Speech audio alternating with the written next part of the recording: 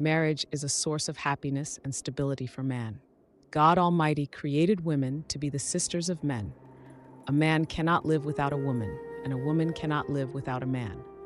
God Almighty said, "And God has made for you in your houses a place of rest." The intended meaning of this noble verse is that true stability and tranquility can only be achieved through a married life based on affection and love. Marriage in Islam is based on satisfying a person's desires in a way that pleases God Almighty, far from obscenity, evil, adultery, and fornication. For this reason, the Messenger, may God bless him and grant him peace, explained its importance to young people, saying, "O young people, whoever among you can afford to get married, let him get married, for it is more effective in lowering the gaze and guarding one's chastity." God Almighty created Adam and then made a mate from his rib so that he would have offspring and succeed the earth and populate it. This can only be achieved through marriage, because how can reproduction and Muslim offspring that will achieve worship of God Almighty occur without the existence of an Islamic bond established through marriage between the man and the woman? Allah the Almighty has prescribed marriage so that obedience to Him and His Prophet, may God bless him and grant him peace, may be achieved. He the Almighty has said, "Marry women of your choice, 2 or 3 or 4, but if you fear that you will not be just, then only one." As for our messenger, may God bless him and grant him peace, he ordered the girl to be satisfied with a man of good character and religion, otherwise she is sinful, as he, may God bless him and grant him peace, said, "If there comes to you one whose religion and character please you, then marry him. Otherwise there will be tribulation and corruption on earth." Hassan.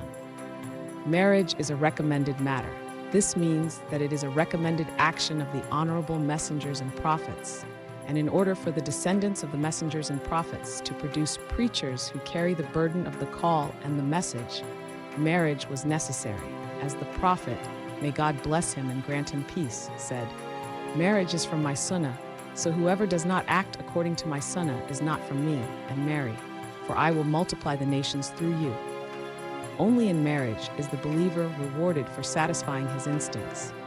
If marriage did not exist, immorality, fornication, and shamelessness would spread, and immorality would become widespread, and vice would overwhelm society. This, of course, is not a characteristic of Muslim society. Therefore, marriage was necessary.